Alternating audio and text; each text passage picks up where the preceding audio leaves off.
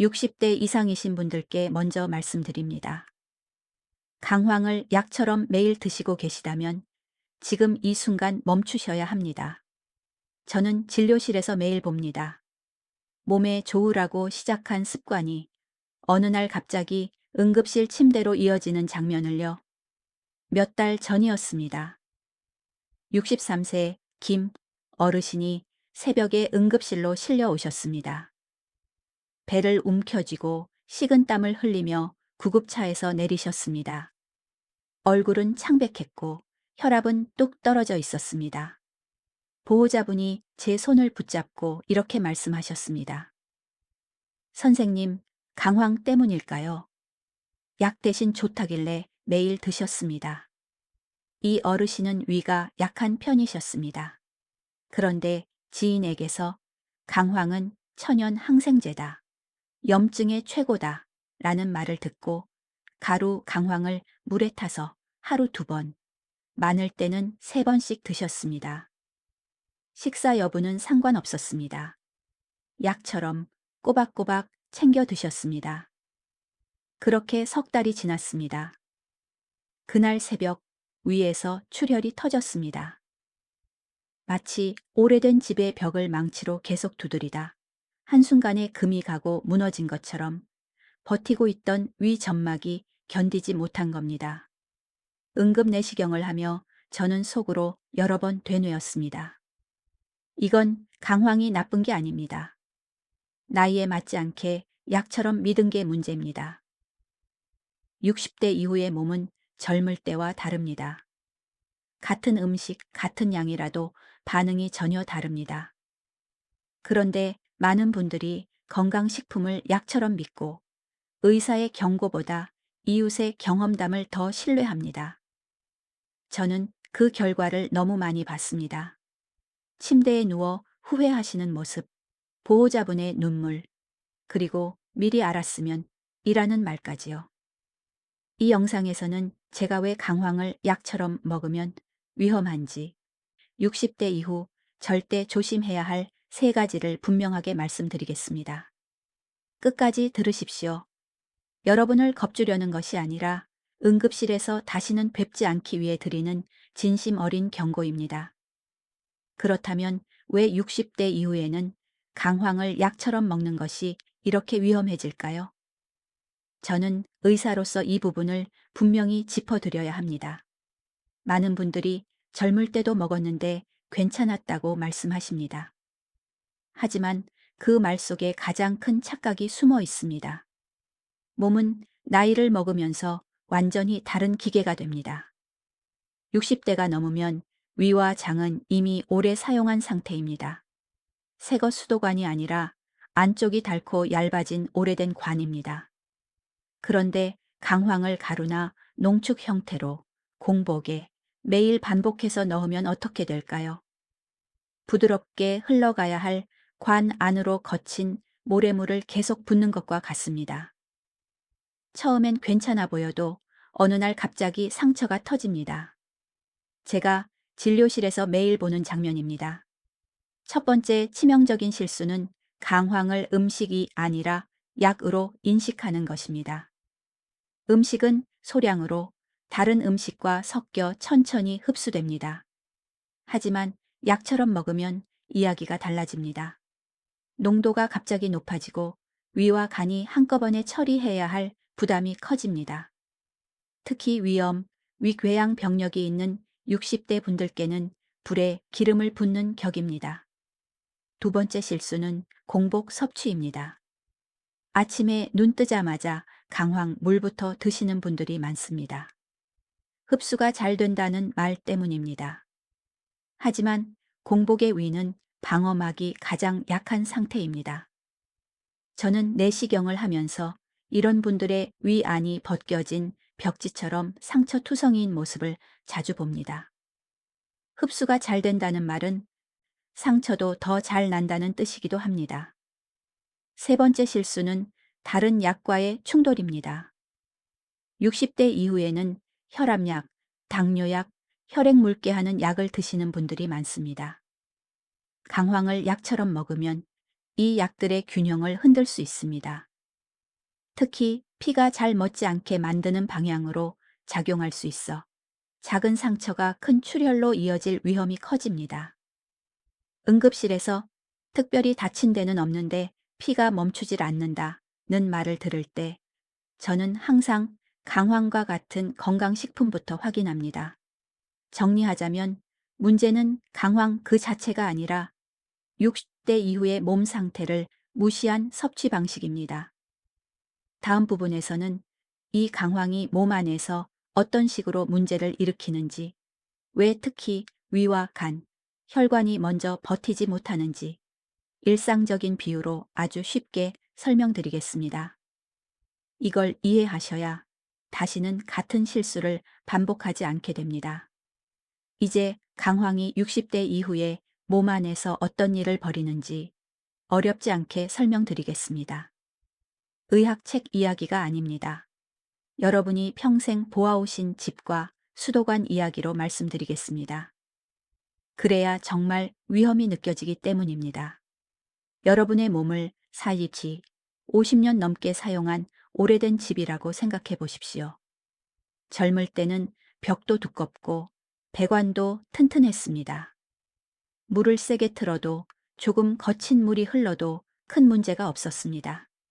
하지만 60대가 넘은 지금의 몸은 다릅니다. 벽은 얇아졌고 수도관 안쪽에는 보이지 않는 녹과 찌꺼기가 이미 붙어 있습니다. 겉으로는 멀쩡해 보여도 속은 오래전부터 약해져 있습니다. 강황을 약처럼 가루로 진하게 먹는다는 것은 무엇이냐 하면 이 오래된 집에 갑자기 흙탕물과 자갈이 섞인 물을 세게 들이붓는 것과 같습니다. 음식으로 조금씩 들어올 때는 다른 재료들이 완충 역할을 해줍니다. 하지만 물에 타서 단번에 들어오면 충격을 그대로 받습니다. 가장 먼저 상처를 입는 곳이 위입니다. 위는 집으로 치면 현관이자 첫 번째 배수구입니다. 오래된 배수구에 거친 물이 반복해서 쏟아지면 안쪽이 긁히고 갈라집니다. 이것이 바로 위염, 위출혈입니다. 다음은 간입니다. 간은 집의 정수기 필터와 같습니다. 하루 종일 들어오는 온갖 찌꺼기를 걸러내느라 이미 많이 닳아 있습니다. 60대 이후에 가는 새 필터가 아니라 몇 번이고 세척해서 쓰던 낡은 필터입니다. 그런데 강황 성분이 한꺼번에 몰려오면 필터가 막히거나 찢어집니다. 처음에는 피로, 더부룩함으로 시작하지만 어느 순간 수치가 확 올라가고 몸이 버티지 못합니다.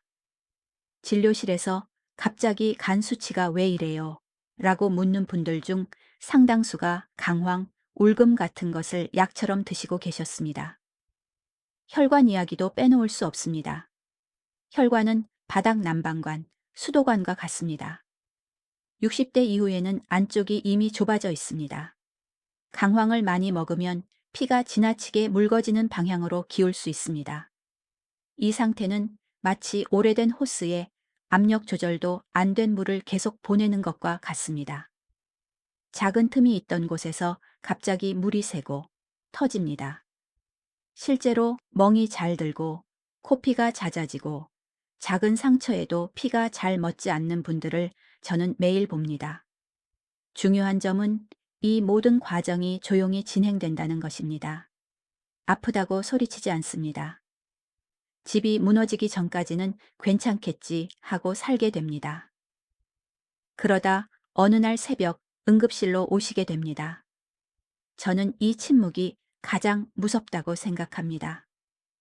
다음 부분에서는 많은 분들이 아직도 믿고 계신 강황에 대한 오해들, 그리고 왜 그 믿음이 60대 이후에는 독이 되는지를 하나씩 깨드리겠습니다.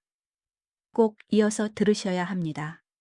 이제 강황에 대해 60대 이상 분들이 가장 많이 갖고 계신 오해들을 하나씩 짚어보겠습니다.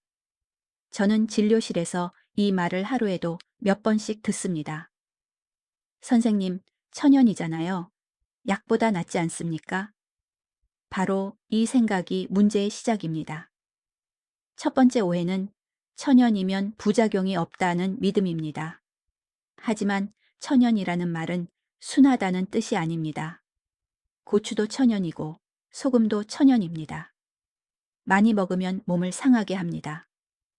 강황도 마찬가지입니다. 특히 농축된 가루나 환, 캡슐 형태는 자연 상태가 아니라 힘을 모아놓은 형태입니다. 저는 내시경 화면으로 강황을 꾸준히 드신 분들의 위 점막이 군데군데 벗겨져 있는 모습을 수없이 봤습니다. 그때마다 천연인데 왜 이럴까요? 라고 묻습니다. 그 답은 항상 같습니다. 천연이어서가 아니라 세게 들어왔기 때문입니다. 두 번째 오해는 약 대신 먹으면 더 안전하다는 생각입니다. 이건 정말 위험한 발상입니다. 약은 적어도 용량과 주의사항이 정해져 있습니다. 하지만 강황은 누가 얼마나 먹어도 된다는 기준이 없습니다. 그래서 더 무섭습니다. 혈압약, 당뇨약, 혈액을 묽게 하는 약을 드시면서도 강황을 같이 드시는 분들이 많습니다. 저는 이런 분들 중에서 멍이 자주 들고 잇몸에서 피가 나고 작은 상처에도 피가 오래 나는 경우를 정말 많이 봤습니다. 본인은 몰랐지만 몸 안에서는 이미 균형이 무너지고 있었던 겁니다. 세 번째 오해는 많이 먹을수록 효과가 빨리 온다는 믿음입니다. 60대 이후의 몸은 효과를 빨리 받는 대신 부작용도 같이 빨리 받습니다. 젊은 몸은 트럭이라면 지금의 몸은 오래된 경운기입니다. 같은 짐을 실으면 먼저 고장 나는 쪽은 어느 쪽일까요? 저는 환자분들께 항상 말씀드립니다. 노후 건강은 더하는 싸움이 아니라 덜어내는 싸움입니다. 또 하나 중요한 오해가 있습니다. 주변에서 다 먹고 괜찮다더라는 말입니다. 진료실에서 매일 보는 사람은 저입니다. 괜찮은 분들은 병원에 오지 않습니다. 문제가 생긴 분들만 제 앞에 앉습니다. 그래서 저는 결과를 압니다. 응급실, 중환자실, 그리고 침대 옆에서 우는 가족들까지요. 이제 다음 부분에서는 그렇다면 60대 이후 강황을 완전히 끊어야 하는 사람은 누구인지, 그리고 절대 해서는 안 되는 섭취 방법 3가지를 아주 구체적으로 말씀드리겠습니다. 이 부분은 꼭 메모하시기 바랍니다. 이제 가장 중요한 이야기를 드리겠습니다. 60대 이상에서 강황을 무조건 먹지 말라는 말이 아닙니다. 문제는 누가, 어떻게, 언제 먹느냐입니다. 저는 진료실에서 수없이 반복해서 설명하는 기준을 오늘 여기서 분명하게 정리해 드리겠습니다. 이것이 바로 응급실을 피하는 실제 생활 수칙입니다. 첫째, 이런 분들은 강황을 아예 중단하셔야 합니다. 위염, 위궤양, 역류성 식도염을 진단받은 적이 있는 분들입니다. 지금 증상이 없다고 해서 안전한 것이 아닙니다. 이미 벽이 얇아진 오래된 집입니다. 여기에 자극적인 물을 계속 들이붓는 것은 언젠가 무너질 날짜를 앞당기는 일입니다. 저는 조금만 먹는데요. 라고 말하던 분들이 출혈로 오신 장면을 잊지 못합니다. 둘째, 혈압약, 심장약, 피를 묽게 하는 약을 드시는 분들도 강황을 약처럼 드시면 안 됩니다.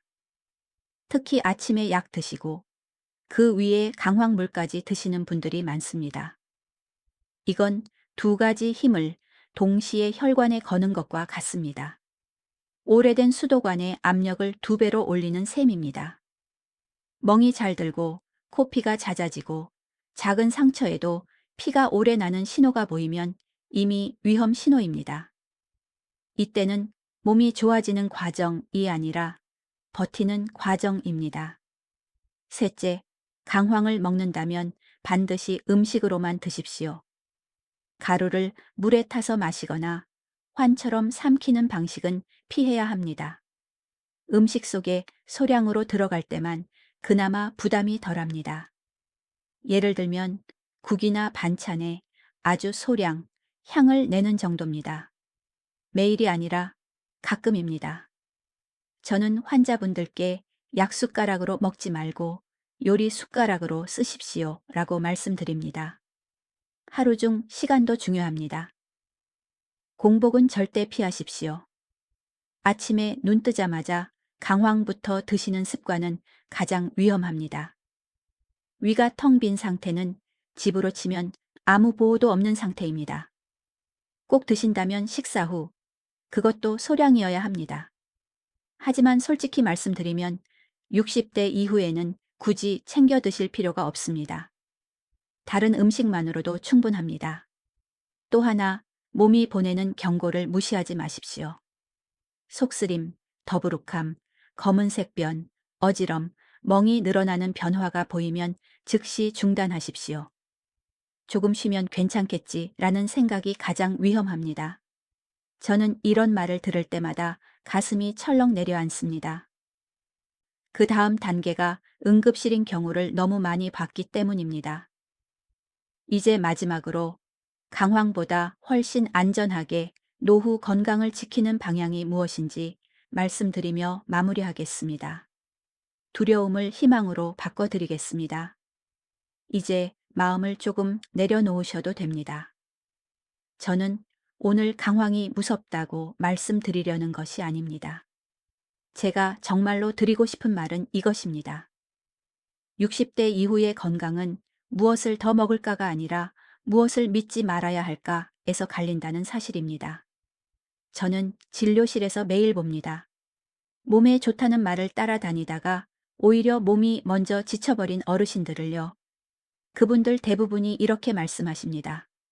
선생님, 좋은 줄만 알았습니다. 저는 그 말을 들을 때마다 마음이 아픕니다. 의사가 미리 말해줬어야 했는데 주변 말이 더 빨랐던 겁니다. 강황은 죄가 없습니다. 문제는 나이를 잊고 젊은 몸처럼 다뤄버린 우리 자신입니다. 60대 이후의 몸은 이미 많은 일을 해냈습니다. 자식 키우고 가족 먹여 살리고 수십 년을 버텨온 몸입니다. 이제는 더 밀어붙일 때가 아니라 아껴 써야 할 때입니다. 오래된 집은 보강하며 써야지 새 집처럼 흔들면 안 됩니다. 오늘 말씀드린 내용 중에서 하나만이라도 기억해 주십시오. 약처럼 먹는 습관은 반드시 점검해야 한다는 것. 공복, 과량, 병용은 가장 먼저 의심해야 한다는 것. 그리고 몸이 보내는 작은 신호를 절대 무시하지 말아야 한다는 것. 이 영상이 불편하게 느껴지셨다면 그만큼 중요한 이야기였다는 뜻입니다. 부디 혼자만 알고 계시지 마시고 가족이나 가까운 분들께도 꼭 전해 주십시오. 괜히 먹다 탈 난다는 말 한마디가 응급실을 막을 수 있습니다. 저는 의사로서 그리고 같은 세대를 살아가는 사람으로서 여러분이 병원 침대가 아니라 집에서, 일상에서 오래 웃으시길 바랍니다. 노후는 시험이 아닙니다.